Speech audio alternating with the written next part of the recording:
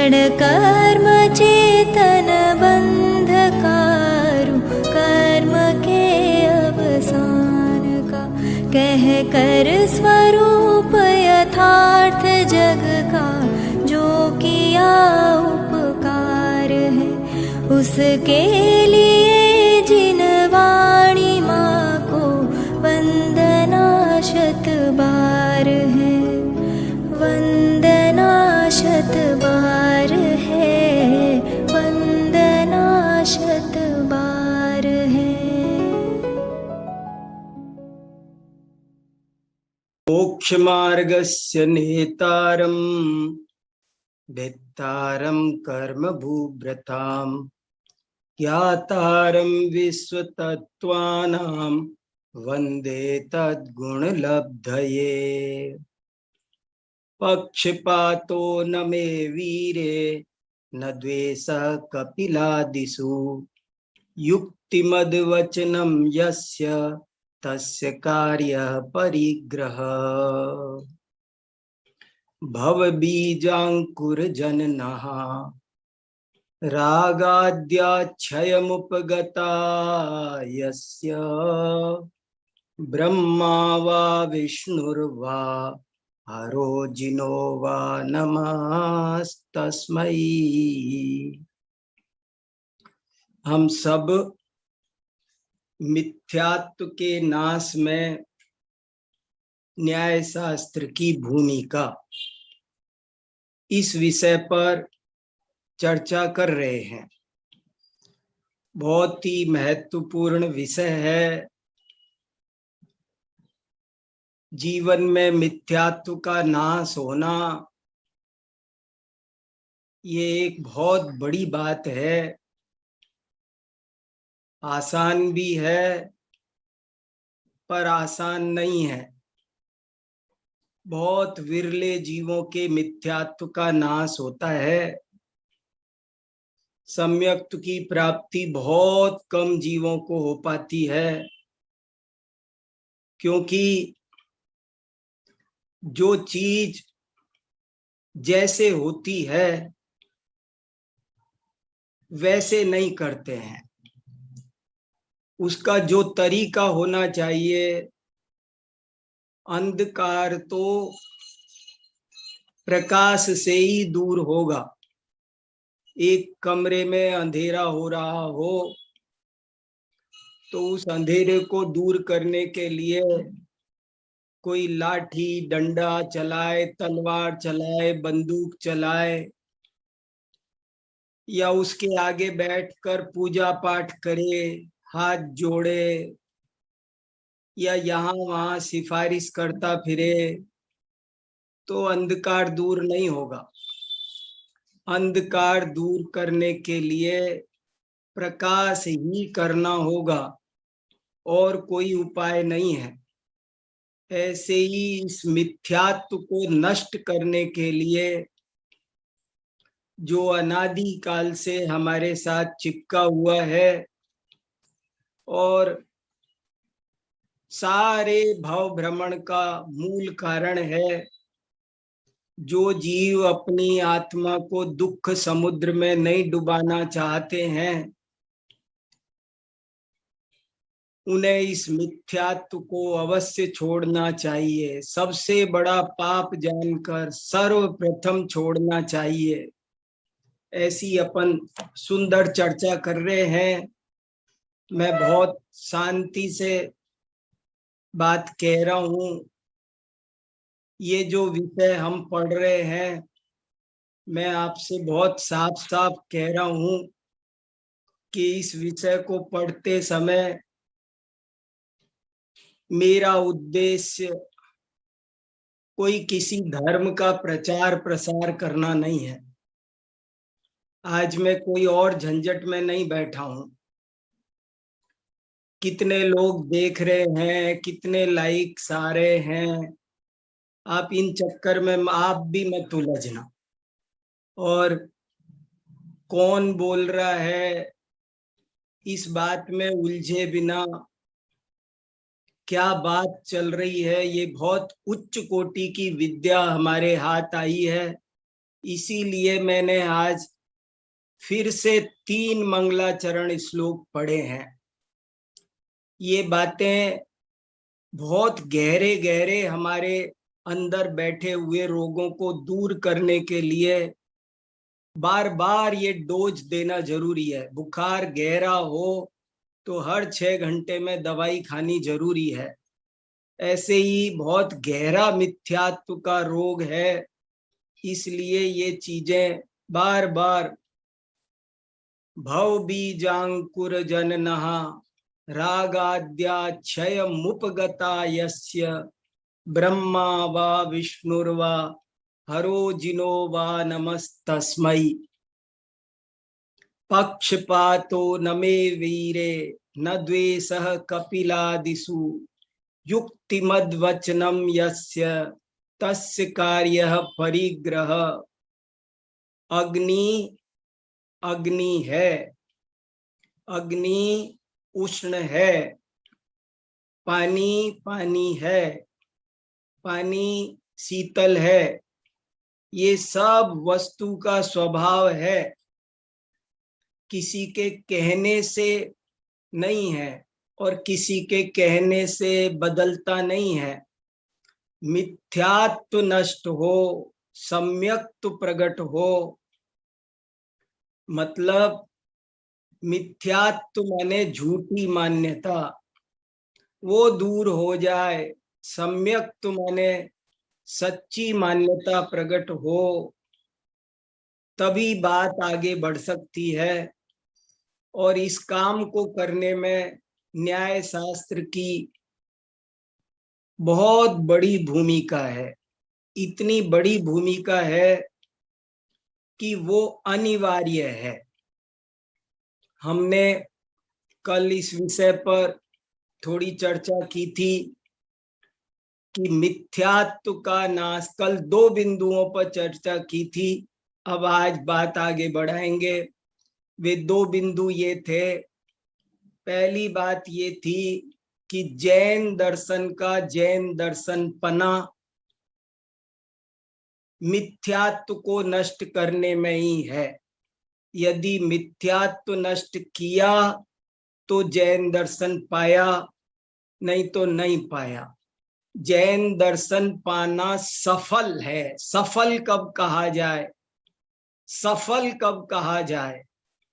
जब मिथ्यात्व नष्ट हो, नहीं तो निष्फल है। निष्फल है। जैन दर्शन पाना तभी सार्थक है, तभी सफल है जब मिथ्यात्व का नाश हो। और यदि ये काम नहीं हुआ तो जैन दर्शन का पाना निष्फल है, निरर्थक है।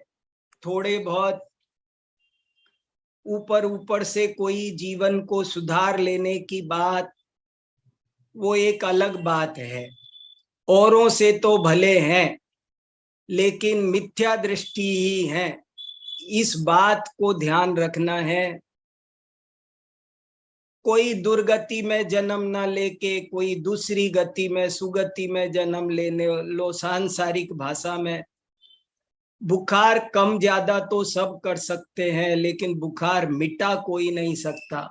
जिन शासन ही भवताप मिटा सकता है। ये कैसी बात है? इस पर भी हम सबको थोड़ा, मेरे पास बहुत प्रश्न आ रहे हैं। बहुत लोग, आप खुश हो और इसको बहुत मन लगा करके बहुत लोग सुन रहे हैं, समझना चाह रहे हैं, अच्छी बात है। कितने ही लोग ऐसा पूछ रहे हैं कि आप इस विषय को भी अच्छी तरह खोलो कि अन्य धर्म मिथ्यात्व का अभाव क्यों नहीं कर सकते।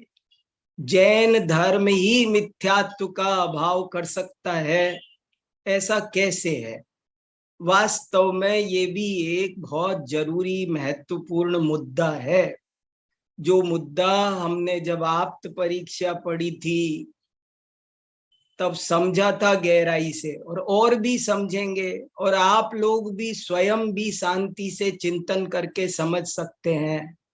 और बहुत जो जैसा है वैसा कहना है। कितने ही लोग तो ये कहते हैं कि सब धर्मों में गंदी बातें हैं। ऐसी बात नहीं है। जो बात जैसी है उसको वैसे कहना है। कोई भी धर्म मद्य मांस मधु का सेवन करो, ये करो, पर स्त्री सेवन करो, ये करो, झूठ बोल, ऐसा कोई धर्म नहीं कहता है। दुनिया के सभी धर्म आपको कुछ अच्छी बातें बताते हैं, लेकिन सबसे बड़ी बात यह है कि मिथ्यात्व का नाश नहीं कर सकते हैं। उनमें इतनी शक्ति नहीं है कि मिथ्यात्व का नाश कर सकें।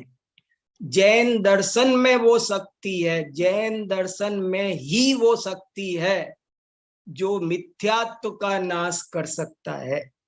अन्य धर्मों में बहुत कुछ हो सकता है, बहुत राइज कर सकता है आदमी, लेकिन सम्यक दृष्टि नहीं बन सकता, जन्म मरण का अभाव नहीं कर सकता। वो कैसे, ये सब बातें हम जब शांति से समझेंगे तभी समझ में आएगी। मैं कोशिश तो कर रहा हूं, कितनी क्या कैसे कह पा रहा हूं देखो। और फिर इसके बाद में हमने पहली चर्चा तो ये की कि जैन धर्म ही मिथ्यात्व का नाश कर सकता है, और मिथ्यात्व के नाश करने में ही हमको पूरी ऊर्जा लगानी चाहिए, हमारा ध्यान वहीं जाना चाहिए। 24 घंटे वो काम कैसे हो उस पर ध्यान देना चाहिए, और बहुत सारी बातों पर ध्यान देने का समय नहीं है अभी। अल्प समय है, छोटा जीवन है, और यदि इस जीवन में वो खास काम नहीं हुआ, हमने 2-4 पत्ते संसार वृक्ष के चूंट भी दिए कदाचित, तो जड़ नहीं कटी तो वो एक की जगह 1000 फिर निकल आएंगे, कोई लाभ नहीं होगा। जो हमने पत्ते चूंटे होंगे उनका भी लाभ नहीं होगा। इसलिए अब इस जन्म में उस संसार वृक्ष की जड़ पर प्रहार करना चाहिए, और वो कैसे हो वो चर्चा आज होगी थोड़ी सी। पहली चर्चा यही थी, और दूसरी चर्चा ये थी कि इस काम को और कोई नहीं कर सकता, इस काम को और कोई नहीं कर सकता, सिर्फ और सिर्फ न्याय शास्त्र ही कर सकता है। ये बहुत इंपॉर्टेंट बात है, मैं ही लगा रहा हूं, जोर दे रहा हूं, सिर्फ लगा रहा हूं। वो काम ये ही कर सकता है और कोई नहीं कर सकता है। न्याय शास्त्र के बिना मिथ्यात्व का नाश नहीं हो सकता है, नहीं हो सकता है, नहीं हो सकता है। और सब काम हो सकते हैं, सामाजिकता बन सकती है। देखो यहां यही बात जोड़ देने की है कि देखो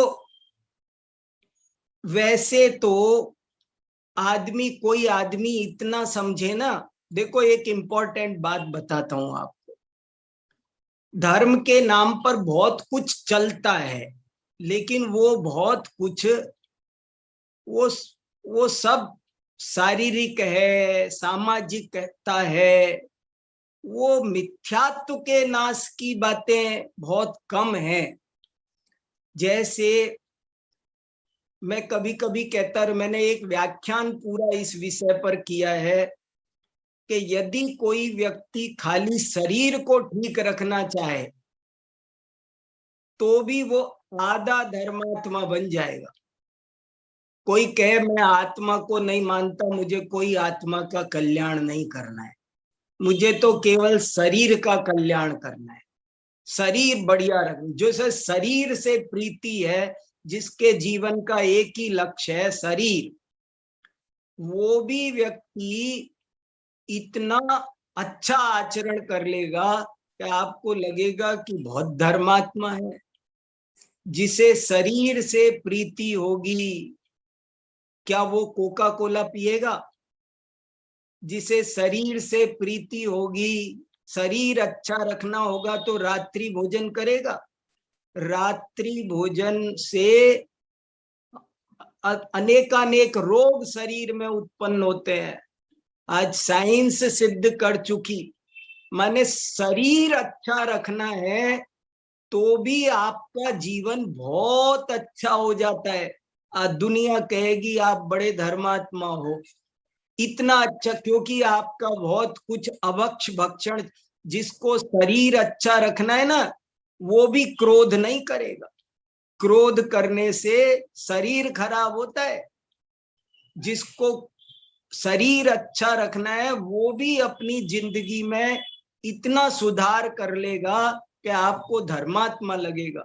ऐसे धर्म के नाम पर बहुत सारी बातें, जिसको अच्छा, आप छोड़ो शरीर की बात, समझ लो मेरा उद्देश्य है कि समाज अच्छा रहना चाहिए, बस समाज अच्छा रहना चाहिए, समाज अच्छा रहे तो भी मैं ऐसा आचरण कर लूंगा और ऐसा आचरण कराऊंगा, ऐसी संस्था बनाऊंगा, ऐसा उपदेश दूंगा, ऐसी योजनाएं चलाऊंगा कि आपको लगेगा कि बहुत शुद्ध, गांव का गांव बदल दिया साहब, धर्मात्मा हो गए साहब सब के सब।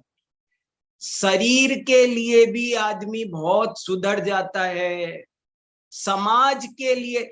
क्या ये बताओ, जिस हिंसा होगी तो वो समाज अच्छा चल सकता है? जिस समाज में हिंसा हो, झूठ हो, चोरी हो, कुशील हो, परिग्रह हो, अरे वो तो समाज भी दो कौड़ी का है। धर्म तो छोड़ो, समाज नहीं चल सकता जिस समाज में ये चीजें। तो मैं आपको ये बताना चाहता हूं कि ऊपर ऊपर से हम शरीर को ठीक रहता है, समाज ठीक। अच्छा और देखो, मान लो मुझे पर्यावरण ठीक रखना है, पर्यावरण, मान लो मेरे जीवन का एकमात्र सूत्र है कि देश में बहुत ग्लोबल वार्मिंग इस धरती पर बढ़ रही है, बहुत प्रदूषण, प्रदूषण की समस्या। मैं आपको 2 घंटे एक एक विषय पर बोल सकता हूं। आपको मेरा, अगर मैं प्रदूषण के लिए कोई संस्था बनाऊं और जीवन निर्माण की कला, जीवन जीने की शैली बताऊं, तो वो बिल्कुल जैन जीवन शैली होगी। वो व्यक्ति आधा से ज्यादा धर्मात्मा होगा जिसे पर्यावरण ठीक कर, जिसे शरीर ठीक रखना है वो भी आधा धर्मात्मा हो सकता है, जिसे समाज ठीक रखना है उसका भी जीवन बहुत पवित्र हो सकता है, जिसने पर्यावरण ठीक रखना है उसका भी जीवन बहुत पवित्र हो सकता है। लेकिन आज तो हम उस काम को करने बैठे हैं जिससे हमारा जन्म मरण का नाश। उन कामों से हमारी हमारी ये वाली लाइफ तो ठीक ठाक हो जाएगी, लेकिन अंदर में जो मिथ्यात्व नामक विष है, जो रोग है, जो असली समस्या है, जो असली जड़ है, वो दूर नहीं होगी।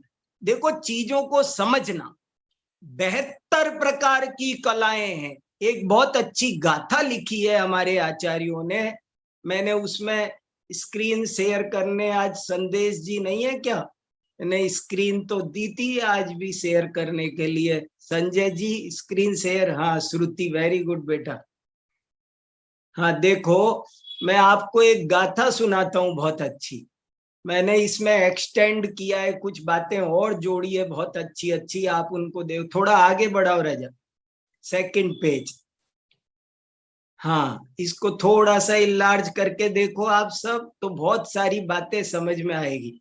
देखो 2 पॉइंट हो गए थे, अब आज दूसरे पेज पर तीसरा पॉइंट है, मैं अब उसे उठा रहा हूं आपके सामने। बहुत ध्यान रखना, बहुत मन लगा के सुनना। पॉइंट था कि जैन दर्शन का मुख्य उद्देश्य मिथ्यात्व का नाश है, और दूसरा पॉइंट हमने आपको ये समझाया कि वो न्याय शास्त्र ही कर सकता है, उसकी भूमिका उसमें जबरदस्त है। आपको मोक्ष मार्ग प्रकाशक का परीक्षा रहित आज्ञानुसारी प्रकरण भी सुनाया, और उसके बाद में अब तीसरा पॉइंट मैं आज उठा रहा हूं, मिथ्यात्व का नाश सम्यक ज्ञान से ही होता है, अन्य कोई उपाय नहीं है। ये जो नीचे ही नीचे पंक्ति लिखी है ये बहुत ज्यादा काम की है, अब आपको इस पे ध्यान देना है। मिथ्यात्व का, आज हम इस पे थोड़ी सी चर्चा करना चाह रहे हैं, मिथ्यात्व का नाश कैसे हो, न्याय शास्त्र भी आखिर कैसे करता है, न्याय शास्त्र आखिर कैसे करता है मिथ्यात्व का नाश, तो वो ऐसे करता है, मिथ्यात्व का नाश सम्यक ज्ञान से ही होता है, अन्य कोई उपाय नहीं है। अब इस पर सोचना है, और जरा सी भी समझ में नहीं आए तो बहस करनी है। मैं ही लगा रहा हूं, जोर दे रहा हूं, मिथ्यात्व का नाश सम्यक ज्ञान से ही होता है, अन्य कोई उपाय नहीं है। देखो मैंने क्या क्या लिखा है, पढ़ता हूं। सम्यक ज्ञान, ये भी मैंने सम्यक ज्ञान मिला के नहीं लिखा, अलग लिखा, जोर डाल, सम्यक शब्द पर जोर डालना चाहता हूं मैं। सम्यक ज्ञान, सच्चा ज्ञान, सही ज्ञान, यथार्थ ज्ञान, तत्व ज्ञान, तत्व निर्णय, वस्तु स्वरूप का सम्यक ज्ञान। फिर दूसरा देखो, सारा पुरुषार्थ ज्ञान में होता है, ये बहुत खास है। दूसरा बिंदु अगर समझ गए तो बहुत बड़ी कला आपके हाथ में लगेगी। सारा पुरुषार्थ ज्ञान में होता है, ज्ञान चाहिए एकदम सही, ईमानदार, निष्पक्ष। देखो मैं हमेशा कहता रहता हूं कि हमको बदलनी तो श्रद्धा है। आपने, हमने आज तक क्या सुना है कि सबसे पहले सम्यक दर्शन करो, विपरीत श्रद्धा को बदलो, मिथ्यात्व को छोड़ो, सम्यक को करो, श्रद्धा सच्ची करो, ये हमने खूब सुना है। हमें श्रद्धा बदलना जीवन का सर्वप्रथम कार्य है।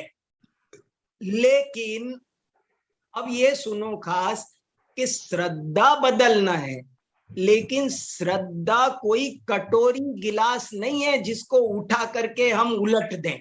श्रद्धा कैसे बदलेगी? श्रद्धा बदलनी है, लेकिन श्रद्धा बदलना एक कला है। बदलना श्रद्धा है, पर श्रद्धा बदलने से श्रद्धा नहीं बदलती, ज्ञान बदलने से श्रद्धा बदलती है। ये एक राज की बात है। ये जो समझ गया वो जैसे समझ लो।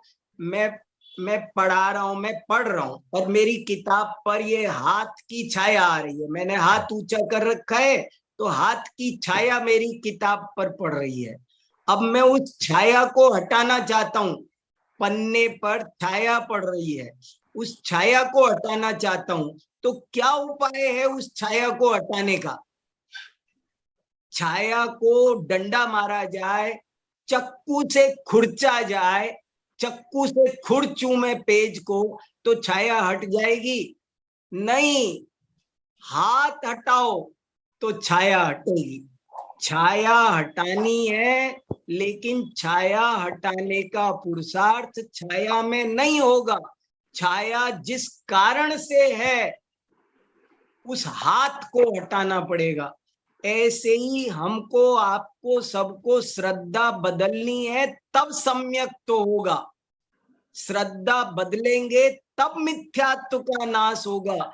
लेकिन श्रद्धा किसी के कहने से नहीं बदलती, किसी गुरुजी के कहने से नहीं बदलती। श्रद्धा बहुत तेज है, चालाक है, समझदार है, और श्रद्धा सब बात ठीक ठीक जानती है।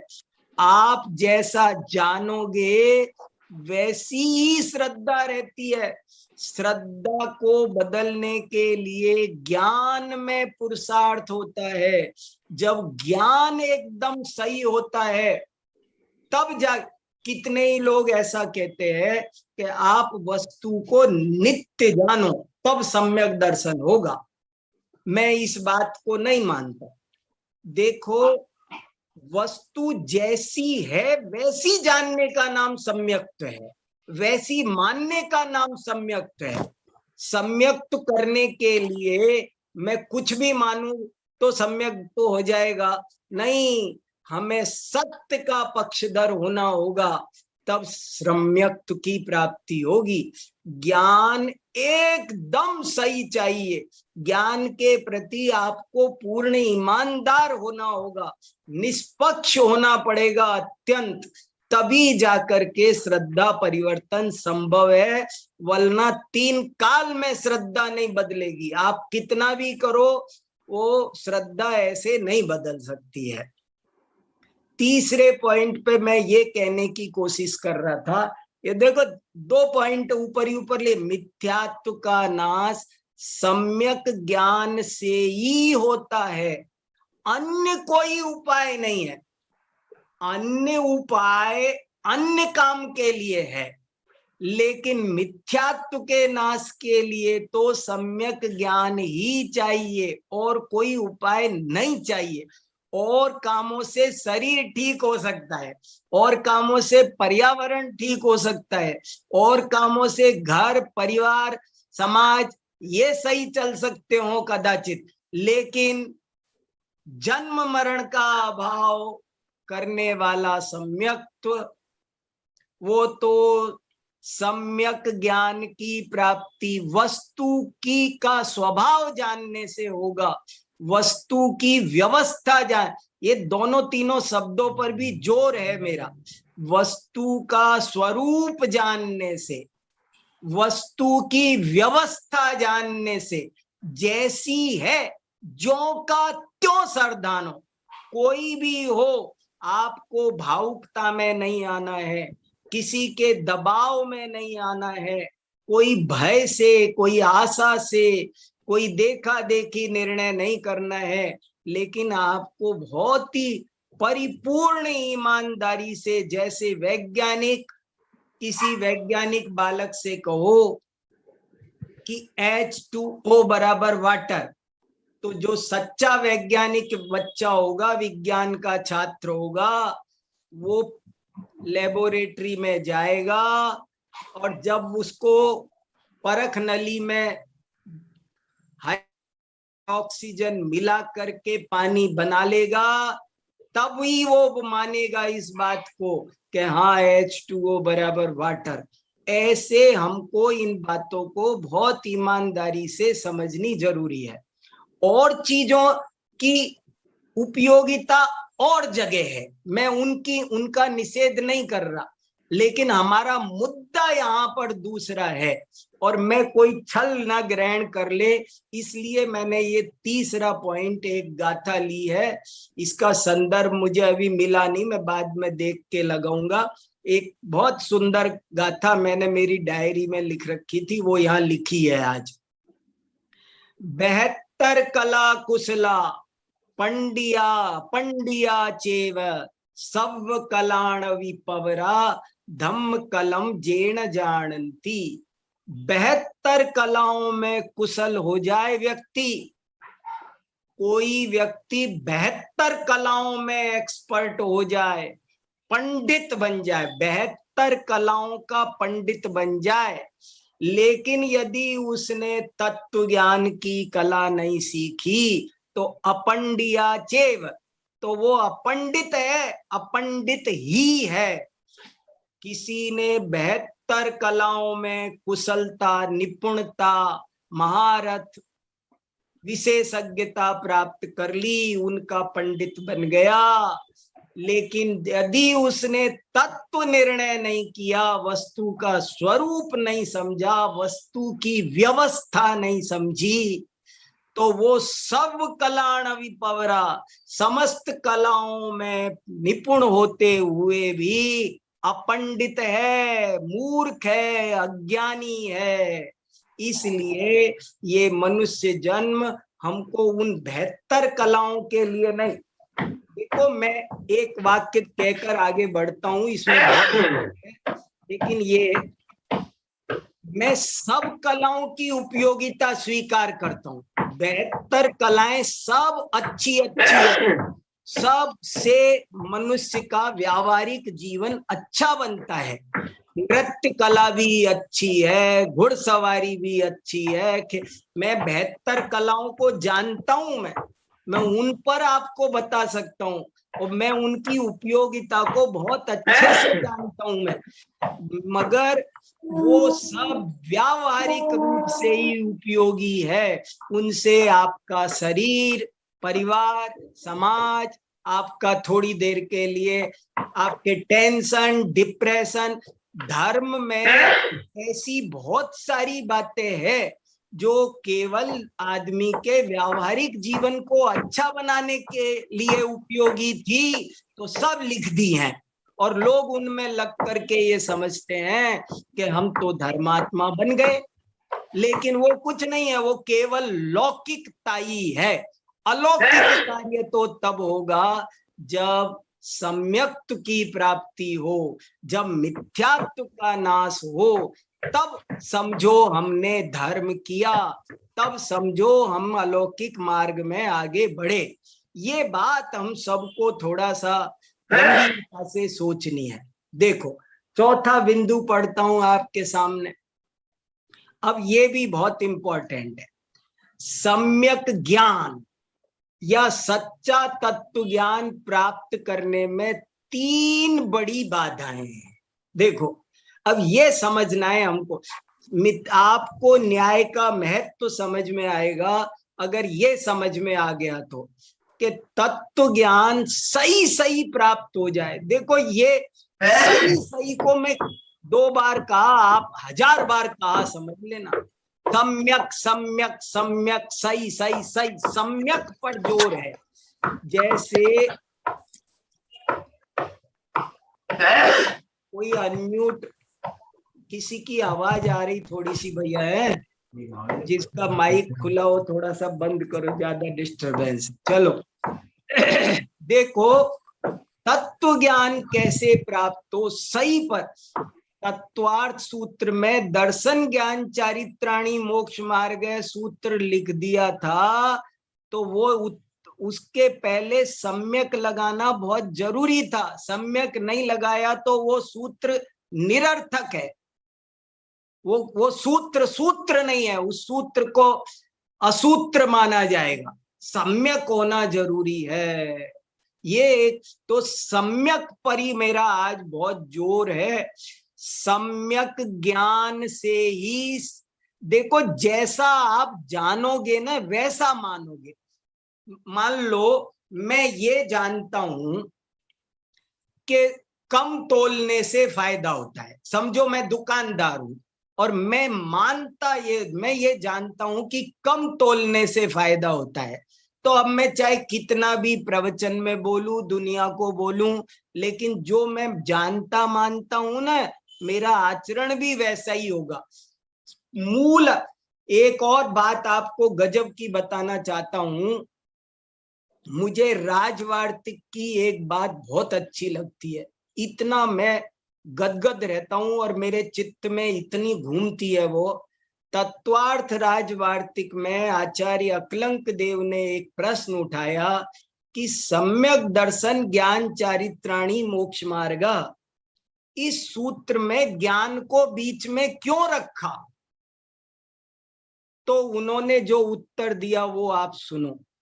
उन्होंने उत्तर दिया कि ज्ञान को बीच में इसलिए रखा, मध्यमणि न्याय से, मध्यमणि न्याय से ज्ञान को बीच में रखा। मध्यमणि न्याय से का क्या मतलब हुआ कि जैसे हमारे पास कोई हार हो और सबसे बड़ा कीमती लॉकेट, ज्यादा बड़ा मणि मोती हो, तो हम उसे बीचों बीच लगाते हैं, सबसे बीच में लगाते हैं। सबसे बीच में क्यों लगाते हैं? ताकि वो हाईलाइट हो सके, वो दिखा सके। बोले ज्ञान को बीच में इसीलिए रखा है क्योंकि ज्ञान श्रद्धा और चारित्र दोनों को नियंत्रित करता है, दोनों में उसका प्रकाश जाता है। जैसे मुझे अपने 2 बच्चों को रोड पार करानी हो तो एक हाथ से एक बच्चे को पकड़ता हूं, दूसरे हाथ से दूसरे बच्चे को पकड़ता हूं और बीच में स्वयं लगता हूं।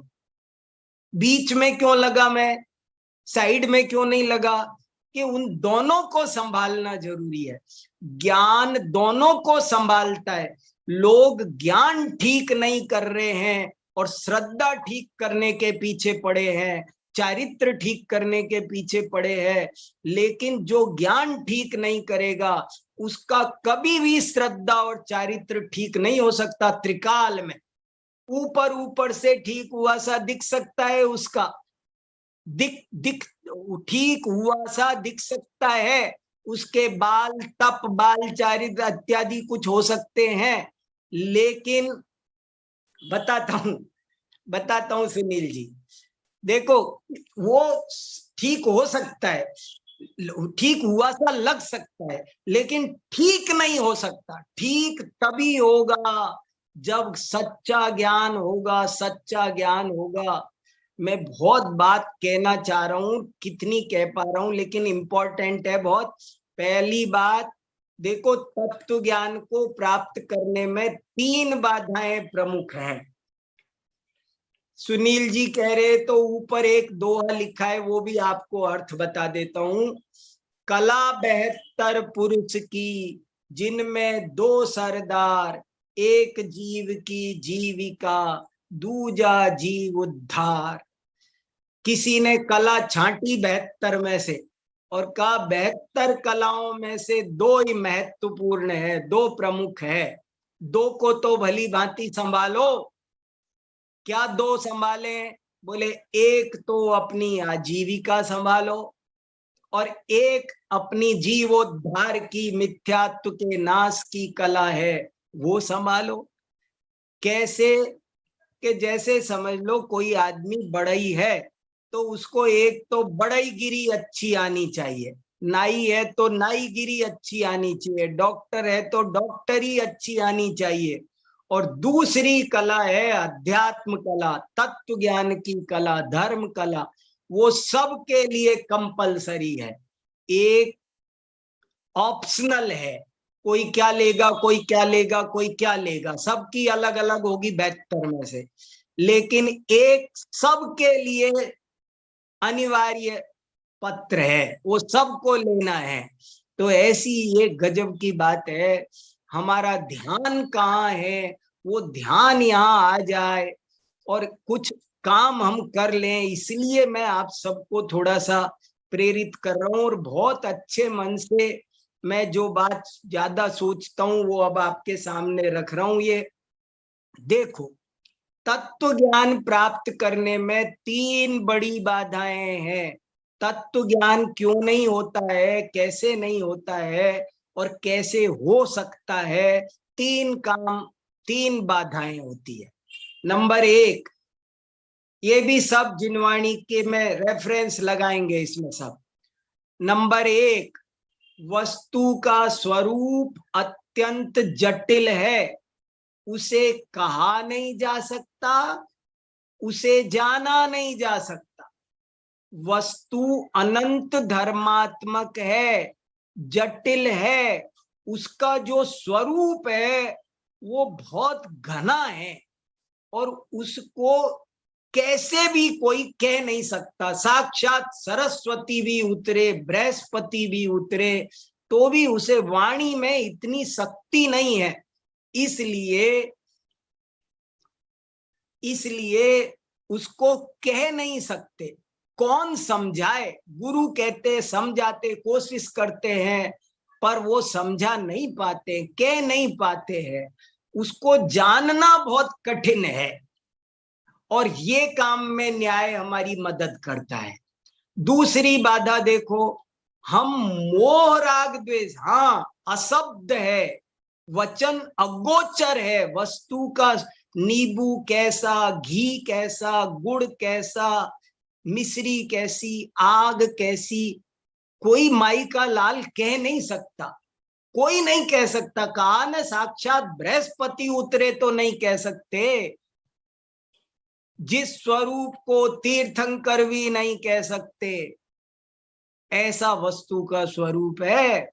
जटिल है, क्या बोले। नींबू कैसा? पीला। तो पीला तो हजारों तरह का पीला होता है। कैसा पीला? कह के बताओ कैसा पीला। खट्टा, कैसा खट्टा। गोल, गोल कैसा गोल। कह नहीं सकते। पहली बात, उसमें अनंत धर्म है।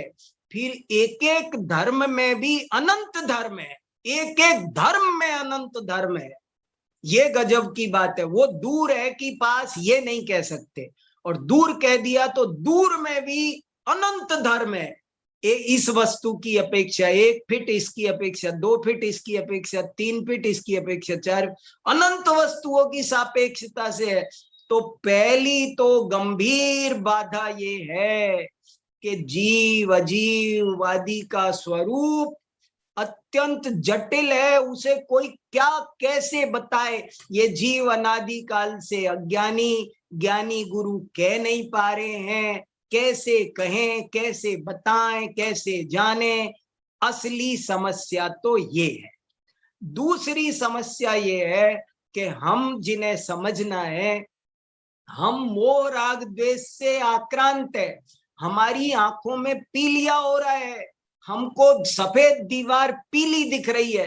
कैसे समझाएं कि दीवार, एक पीलिया के रोगी को कैसे भरोसा कराएं कि भाई ये जो तुझे दीवार पीली दिख रही है राजा, ये पीली नहीं है, सफेद झक है। वो जो दूध उसको कड़वा लग रहा है, वो बुखार हो गया उसको कड़वा लग रहा है। किसी को एक रोग है जिसमें दूध कड़वा लगता है।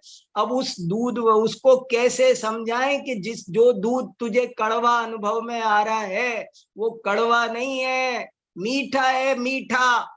कैसे समझाएं। तो हमारी आंखों पर मोह राग द्वेष की पट्टी बंधी हुई है। पट्टी बंधी, आक्रांत है। हमारे ऊपर आक्रमण हो रहा है।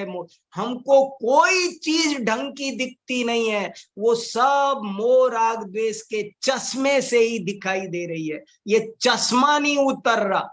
मोह राग द्वेष से ऊपर उठे तब जाकर के वो चीज दिखे। हाँ। और तीसरी बाधा है, लोक में मतभेद बहुत हैं। उनके प्रतिपादन करता स्वयं को आप्त घोषित करते हैं।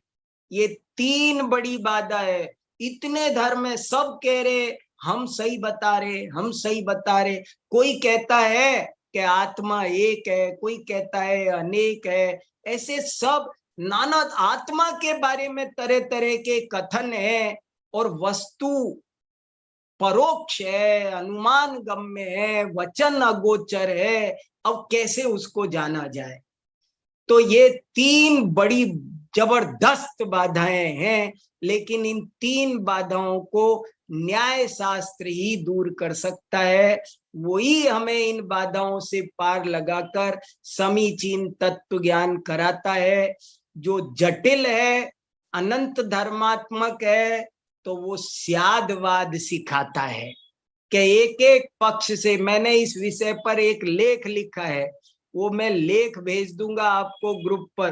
पूरी बातें मैं कह नहीं पा रहा अभी। कितना भी कई घंटों इस विषय पे चर्चा होनी चाहिए, ये ऐसा विषय है। तो वो लेख आप पढ़ लेना।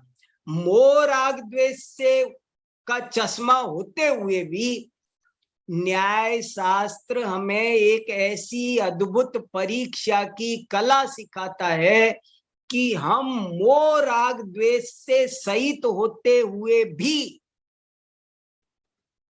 उनसे ऊपर उठकर चीज को देखना सीख जाते हैं। ऐसी कला सिखा देता है।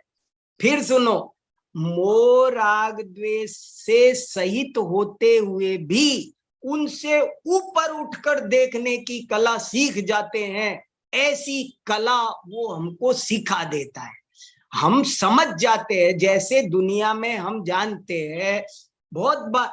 मान लो हम स्टेशन पर टाइम से आ गए तो हम चाहते हैं ट्रेन टाइम से छूट जाए, और अगर हम लेट हो गए हैं तो हम चाहते हैं ट्रेन आज थोड़ी लेट हो जाए। तो ये हमारा स्वार्थ है।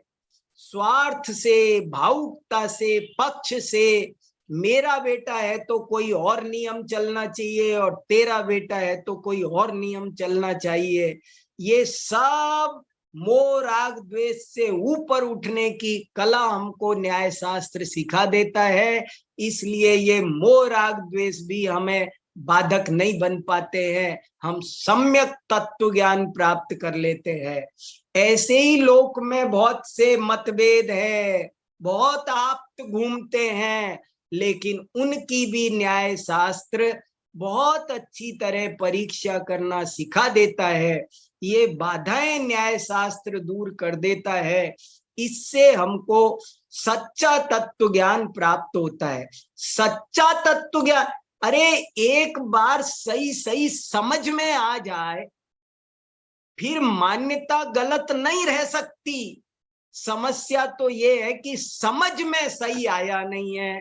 अब किसी के कहने से मैं कह रहा हूं, मेरी समझ में आया नहीं है, श्रद्धा इसलिए बदलती नहीं है। इसलिए ये बात बहुत जरूरी है कि ज्ञान सही किया जाए। और ज्ञान कैसे सही किया जाए, किन पे ध्यान दिया जाए, इसके लिए मैंने जरा सी बातें और लिखी है। थोड़ा आगे करो, स्क्रीन तो दिखाई दे, कुछ इंपॉर्टेंट बातें बहुत और है। देखो मैंने ये लिखा है, जरा सा ऊपर, जरा सा, हाँ, और जरा सा देखो क्या कहना चाहता हूं कि हमको दो सब चीज सही सही समझ में आनी चाहिए। मैंने कहा जैसे 3 मुद्दे कम से कम मुख्य है, कल भी कहा, एक आत्मा का स्वरूप, एक परमात्मा का स्वरूप, और एक इस जगत की व्यवस्था।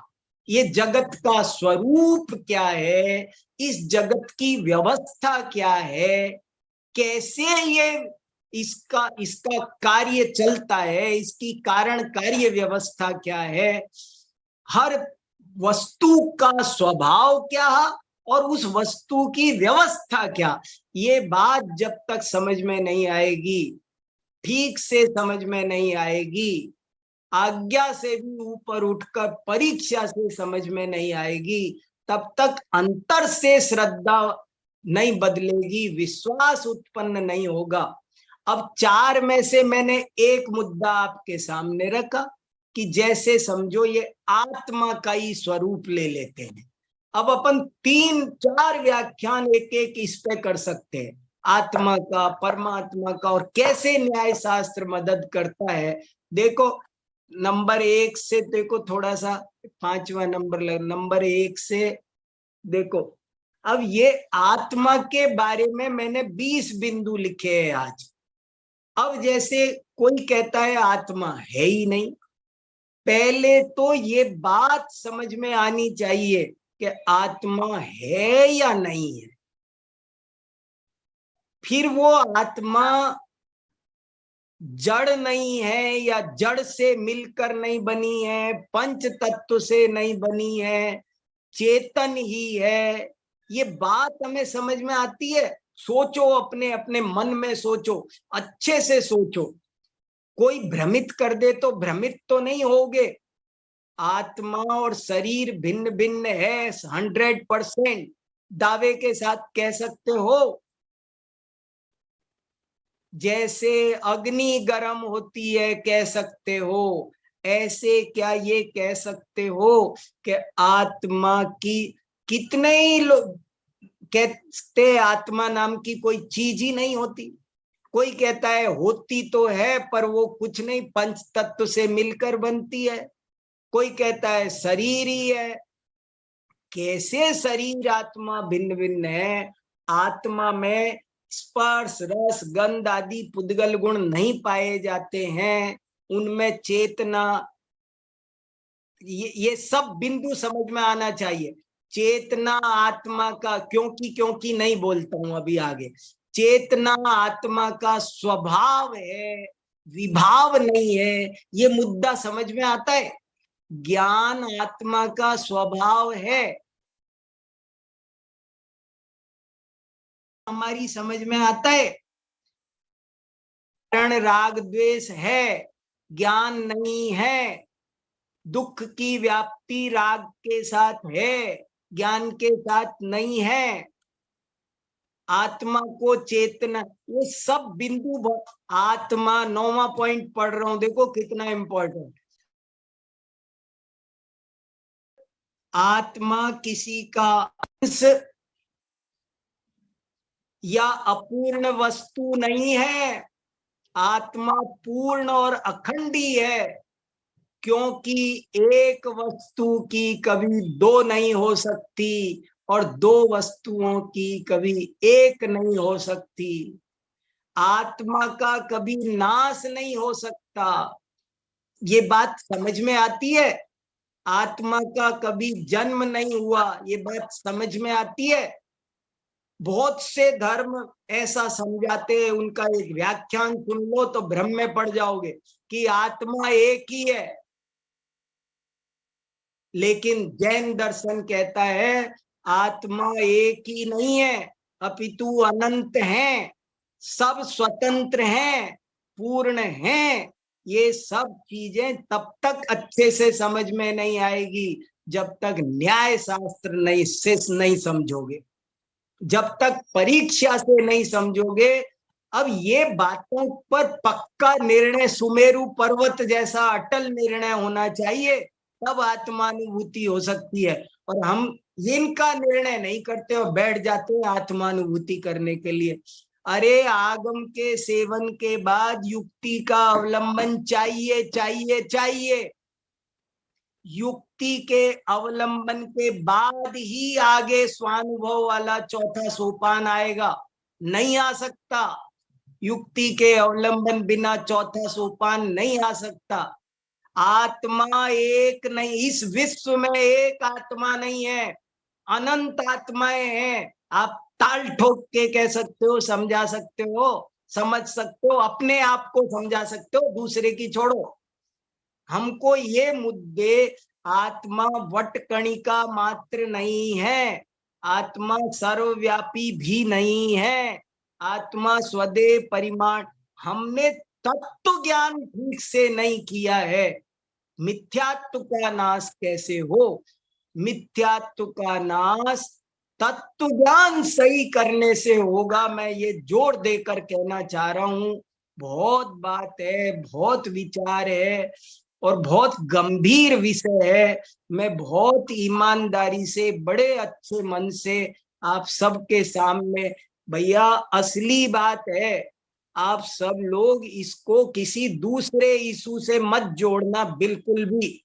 ये भीड़ का काम नहीं है, भीड़ का काम नहीं है, ये पर्सनल काम है। मिथ्यात्व का नाश शास्त्रों में लिखा है 2 4 5 लोगों का होता है, बाकी सब ठीक है, वो व्यावहारिक बातें हैं, उनसे समाज अच्छा चलता है। आप रोज मंदिर जाओ, पूजा करो, नृत्य करो, सब करो, इनसे आपका व्यावहारिक जीवन अच्छा बनता है। मैं किसी का विरोध, मैं 72 कलाओं का विरोधी नहीं हूं, सबकी उपयोगिता है, पर उन सब से मिथ्यात्व का नाश नहीं होता। वे सब व्यावहारिक जीवन के लिए, सामाजिक जीवन के लिए, एक अच्छे समाज की संरचना के लिए 72 कलाएं हैं। और जिनवाणी में भी, धर्मों में भी 90% बातें ऐसी है जो सामाजिक हैं। समाज अच्छा बने, स्वास्थ्य अच्छा बने, आपका दिमाग ठीक रहे, इसके लिए है। और लेकिन मिथ्यात्व का नाश तो तब होगा जब तत्व ज्ञान सही होगा। इस जगत का क्या स्वरूप है, वस्तु का क्या स्वरूप है, उसे जब तक आप परीक्षा से नहीं समझेंगे तब तक मिथ्यात्व का नाश नहीं होगा, सम्यक्त्व की प्राप्ति नहीं होगी। ये बहुत इंपॉर्टेंट बात है। थोड़ा संकेत ही किया है, आप लोग चिंतन करोगे तभी बात बनेगी। मैं तो रात और दिन सोचता रहता हूं।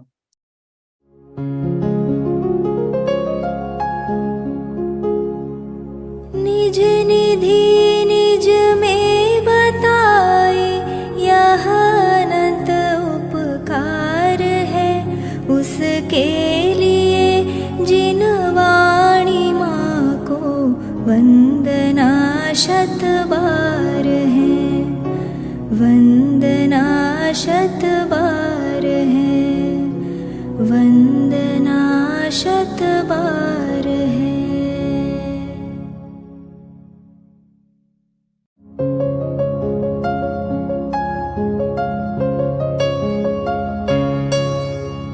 हे जिन वाणी भारती तो ही जपो दिन रैन, जो तेरी शरणा गहे सो पावे सुख चैन।